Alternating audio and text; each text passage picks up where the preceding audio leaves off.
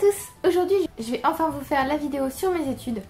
Comme vous voyez, j'ai changé la disposition de la caméra, comme ça vous pouvez voir ma nouvelle bibliothèque. Alors, je sais pas trop ce que ça va donner cette vidéo, j'espère que ça va pas trop vous ennuyer ou quoi. Je vais aller du lycée à maintenant, comme ça vous verrez un peu mon parcours dès la spécialisation, on va dire, à partir de la première, tout ça. Et faut que vous sachiez que depuis la seconde, je suis avec mon compagnon actuel. Donc ça fait 8 ans depuis le 1er juillet qu'on est ensemble. Donc il a vécu toutes ces phases en même temps que moi, on va dire. Juste lui, il n'était pas dans ma classe puisqu'on a 4 ans de différence. Voilà. Au lycée, j'ai fait une seconde générale. Et donc en première, j'ai dû me spécialiser, donc soit S, soit L. Tout le monde voulait que j'aille en S parce que j'étais bonne partout. Et je ne voulais pas, je détestais les maths de tout mon cœur.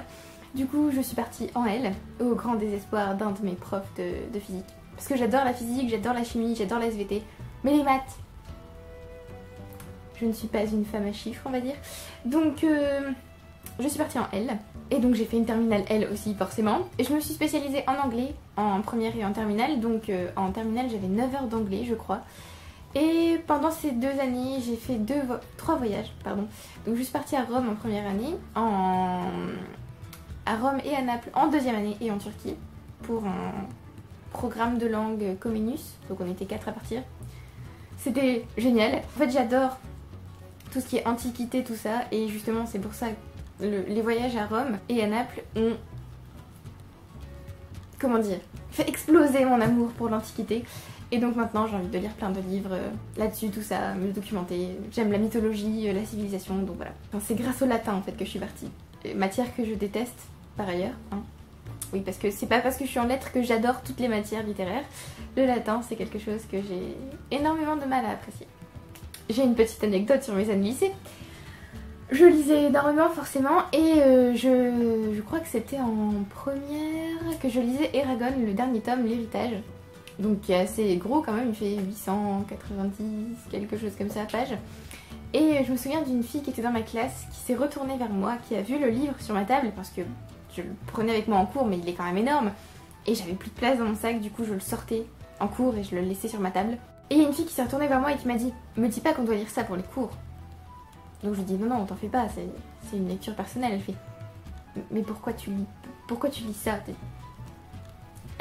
Son visage me disait « Mais t'es tellement bizarre ». Donc voilà, et je l'ai recroisée dans le bus. J'étais en train de lire... le premier tome de L'Épée de Vérité, donc je ne sais plus comment s'appelle ce premier tome, mais je vous mettrai la couverture. Et pareil, elle m'a dit mais à chaque fois que je te croise, je te vois avec un livre différent. Et moi j'étais là, oui, bah oui, comme tu vois, en plus c'était encore de la fantaisie, donc voilà. Donc voilà, petite anecdote qui m'a fait rire sur le coup. Donc en terminale L, on a un rendez-vous d'orientation, et ma conseillère d'orientation, voyant mes notes, je lui disais que j'aimais tout, la philo, l'histoire, tout ça. D'ailleurs mon prof de philo de terminale était excellent, c'était formidable, c'est grâce à lui que j'aime les philo. Voyant mes notes tout ça, elle me dit « Ah bah vous pouvez tout faire ». Je fais « Bah oui d'accord mais je ne sais pas quoi faire en fait, donc aidez-moi ». Et elle me dit « Bah oui mais en fait je vois pas quoi vous dire, enfin vous pouvez tout faire ». Je suis d'accord, ok. Du coup comme je voulais tout garder, je voulais encore faire de la philo, de l'histoire, de l'anglais, de la littérature, tout ça, je suis partie en prépa lettres. Et oui, la première année s'appelle l'hypocagne et la deuxième année la cagne. Si on redouble la deuxième année, on appelle ça une cube. Donc j'ai fait une hypocagne, c'était la meilleure année scolaire de ma vie, c'était formidable. J'ai appris des tas de choses, j'ai rencontré plein de gens, je me suis vachement épanouie parce que du coup ben, c'était tout à fait mon élément, les lettres, tout ça, beaucoup apprendre, j'ai adoré, c'était génial. L'ambiance était formidable aussi, on avait l'impression d'être une deuxième famille en quelque sorte, donc c'était top. Je suis même allée au théâtre, à la Comédie Française, voir Psyché je crois, et c'était génial. J'ai beaucoup moins lu cette année-là, étant donné que j'avais énormément de choses à apprendre, et je lisais aussi pour les cours, mais j'ai quand même vachement moins lu pour moi. Par exemple, je me souviens qu'en octobre ou en novembre, je n'ai lu qu'un seul livre, c'était la toute première fois de ma vie que je ne lisais qu'un seul livre en un mois. Mais c'était quand même génial. Après l'hypocagne, pour partir en cagne, il faut se spécialiser. Et je savais pas trop quoi prendre, j'hésitais entre lettres et anglais. Et finalement, je suis partie vers l'anglais puisque, étant donné que j'avais déjà 9 heures d'anglais en terminale et que j'adorais ça, parce que j'ai fait une petite magouille pour avoir les 9 heures d'anglais, sinon j'en avais que 8 je crois. Je voulais la totale en anglais, puisque sinon c'était espagnol. Bref, c'était la littérature anglaise ou littérature espagnole. Et je me suis arrangée pour avoir anglais. Et donc j'ai choisi anglais en spécialité pour la Cagne. Alors la Cagne, par contre, c'était la pire année de ma vie, je crois. Parce que j'étais tellement stressée que j'ai eu des problèmes de santé. J'étais surmenée en gros, puisque je voulais absolument réussir le concours de l'ENS. Donc je travaillais énormément. Je me souviens que j'avais des DM de latin à rendre et je passais 8 heures dessus. Je rendais un brouillon. Ma prof me disait que c'était n'importe quoi, que je devais tout recommencer, donc je repassais 8 heures dessus. C'était formidable, maintenant vous comprenez pourquoi je déteste le latin. J'avais aussi un prof affreux qui m'a dégoûtée de l'anglais. Du coup j'ai abandonné l'idée d'être prof d'anglais, puisque c'était ça que je voulais faire, je voulais être prof de littérature anglaise à la fac. Et donc je suis revenue vers mes premières amours, les lettres. D'ailleurs je me suis fait une amie en prépa qui m'a dit mais quand t'es partie en anglais on n'a pas compris parce qu'on était persuadés que t'allais partir en lettres, c'était évident. Justine et les livres ça faisait qu'un, du coup on se demandait mais pourquoi elle va en anglais.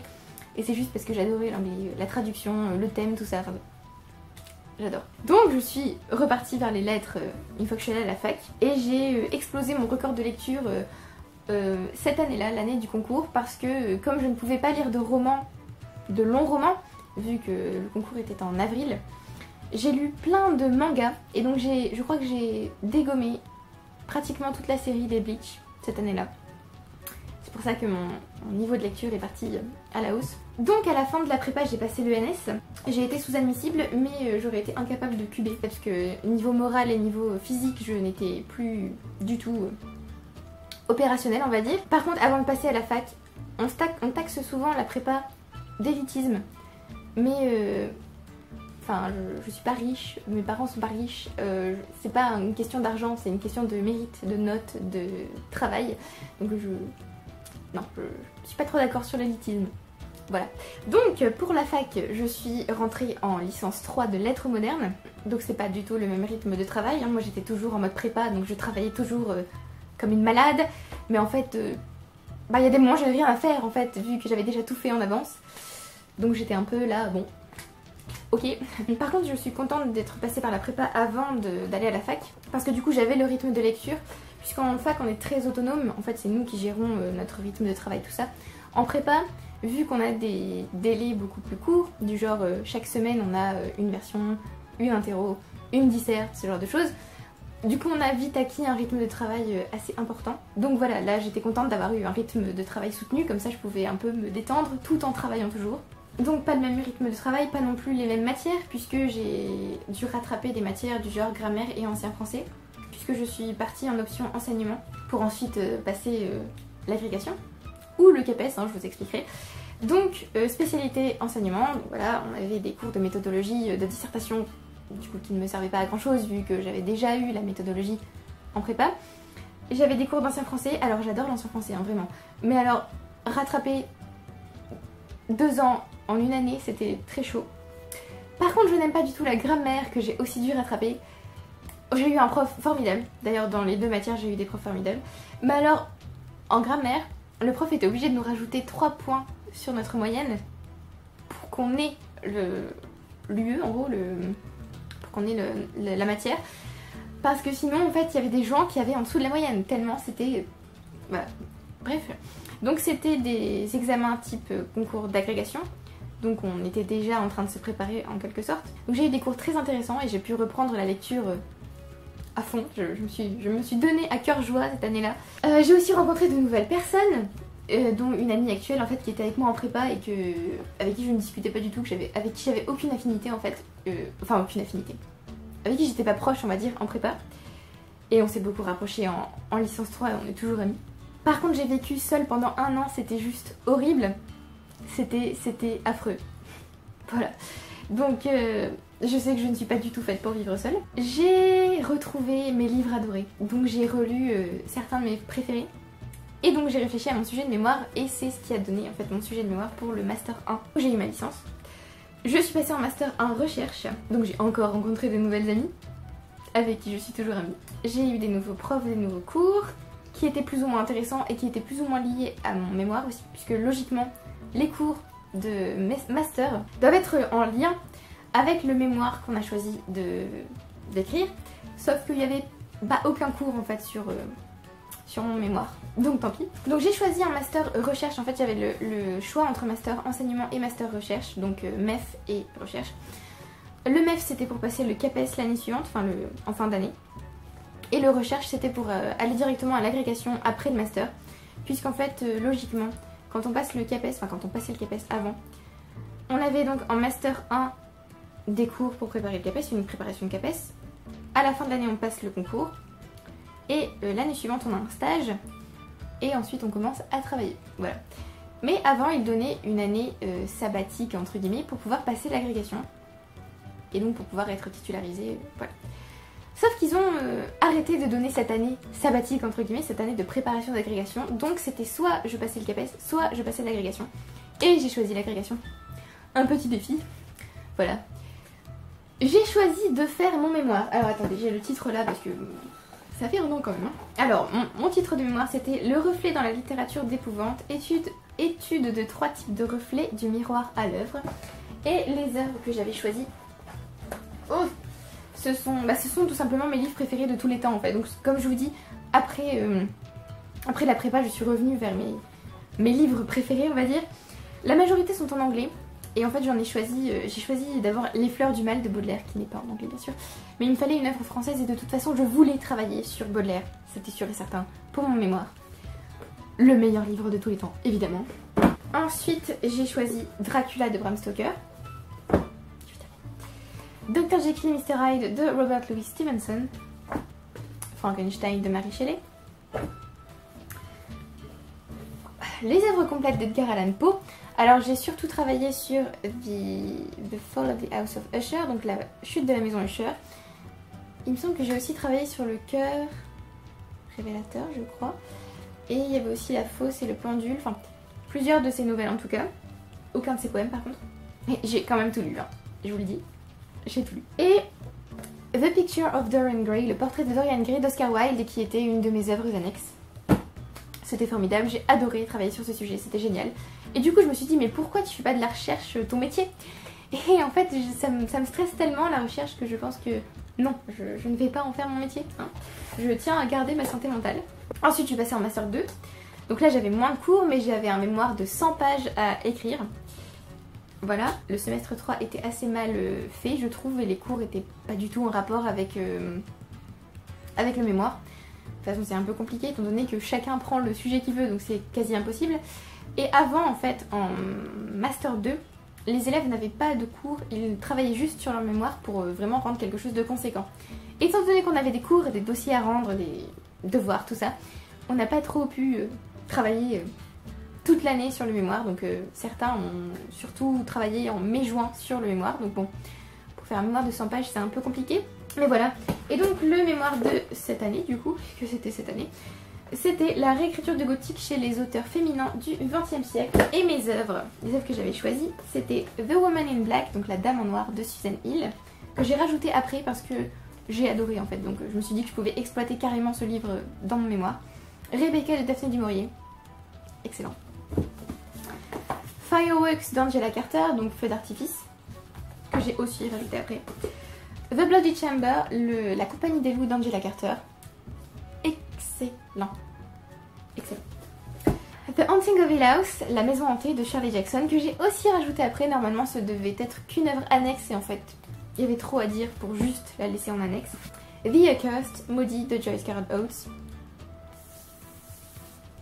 Je crois que je vous ai tellement saoulé avec Oates que voilà. Et Belle Fleur aussi de Joyce Carol Oates. Donc normalement j'avais d'autres œuvres de Joyce Carol Oates, par exemple j'avais Bloodsmore Romance, la légende des Bloodsmore et Mysteries of Winterfern, les mystères de Winterfern. Mais en fait c'était un peu trop, voyez-vous, je sais pas si vous vous rendez compte mais ça fait un peu beaucoup à étudier en fait. Donc j'ai enlevé les dernières. Et encore une fois j'ai été passionnée par mon sujet, c'était juste génial, j'ai découvert des auteurs formidables. D'ailleurs j'ai découvert de nouvelles auteurs préférées, donc c'était trop cool. Je crois que c'est tout pour le mémoire et pour le master. Donc j'ai eu mon master. Si jamais vous avez quelques questions sur les études là dont je vous ai parlé, je vous en prie, allez-y. Je répondrai à toutes vos questions si j'ai oublié de dire des choses par exemple ou quoi. Et l'année prochaine j'entre en préparation d'agrégation de lettres modernes. On dirait pas, mais j'ai un peu peur quand même, je suis un peu stressée. Donc là je suis en train de lire la dernière œuvre pour la préparation, enfin pour le programme en tout cas, L'Acacia de Claude Simon, qui est très long, très long. Alors au cours de l'année en fait, en janvier, j'avais abandonné l'idée de passer l'agrégation et d'être prof en fait, parce que j'étais trop stressée, parce que j'avais envie de tout changer, parce que rien ne me convenait, parce que je doutais énormément de moi, je me demandais si j'allais être une bonne prof, ce genre de choses. J'ai tout remis en question en gros, à part Gaëlle évidemment. Mais finalement je veux quand même passer le concours parce que je me dis que ça fait quand même 6 ans, oui 6 ans que c'est mon projet, et donc ce serait dommage d'abandonner pour un petit doute de rien du tout on va dire. Bon même si c'était pas vraiment un petit doute de rien du tout, mais enfin bon. Je me dis qu'il faut quand même que j'essaie. Et voilà, je me dis que peut-être je serai une bonne prof, je ne révolutionnerai sans doute pas le professorat, mais je peux peut-être apporter quelque chose, on ne sait jamais. Voilà, donc c'est tout pour cette vidéo. Comme je vous l'ai dit, si vous avez des questions, je vous en prie, posez-les-moi. J'essaierai de répondre au maximum. J'espère que je ne vous ai pas trop ennuyé. Merci d'avoir regardé jusqu'au bout. Merci à ceux qui commentent, qui aiment et qui s'abonnent. Si vous avez lu certains de ces livres, dites-moi. Si vous aussi vous faites ce genre d'études, dites-moi. Même si vous faites autre chose, en fait, dites-moi. Qu'est-ce que vous faites vous? Est-ce que vous travaillez déjà ou est-ce que vous êtes encore en cours? Qu'est-ce que vous suivez comme cours? Tout ça, ça m'intéresse. Et je vous retrouve bientôt pour une prochaine vidéo. Bye!